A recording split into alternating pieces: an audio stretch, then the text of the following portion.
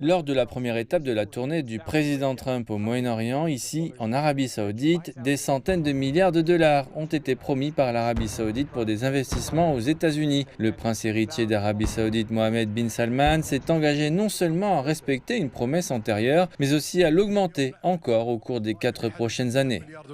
Aujourd'hui, nous espérons des opportunités d'investissement d'une valeur de 600 milliards de dollars, y compris des accords d'une valeur de 300 milliards de dollars qui ont été signés lors de ce forum. Nous travaillerons dans le mois à venir sur la deuxième phase pour compléter les accords et les porter à 1000 milliards de dollars. Les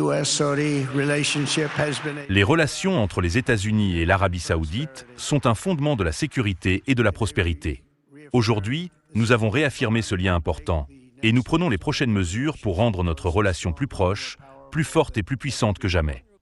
Cela intervient alors que les deux pays étendent leur partenariat économique stratégique à des secteurs tels que l'espace, l'énergie, le commerce, la santé, ainsi que de nombreux autres secteurs, notamment un protocole d'accord signé entre les deux pays dans le domaine de la défense, où les États-Unis ont promis de soutenir et d'accroître les capacités militaires de l'Arabie Saoudite avec un accord de 145 milliards de dollars américains signé à cet égard. Au cours des 2 derniers jours, l'élan de la coopération économique entre les États-Unis et l'Arabie Saoudite a été significatif,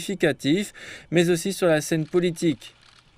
Les États-Unis ont répondu à une grande partie des demandes de l'Arabie Saoudite, notamment en levant toutes les sanctions contre la Syrie et en soutenant le gouvernement sunnite, soutenu par l'Arabie Saoudite et la Turquie, afin de donner à ce gouvernement une chance de prospérer, selon le président Donald Trump. M. Trump a également promis de s'opposer à l'aspiration de l'Iran à acquérir des armes nucléaires, ce qui constitue une réaffirmation et un réconfort pour le Royaume d'Arabie Saoudite face à l'un des problèmes qui le préoccupe le plus au Moyen-Orient.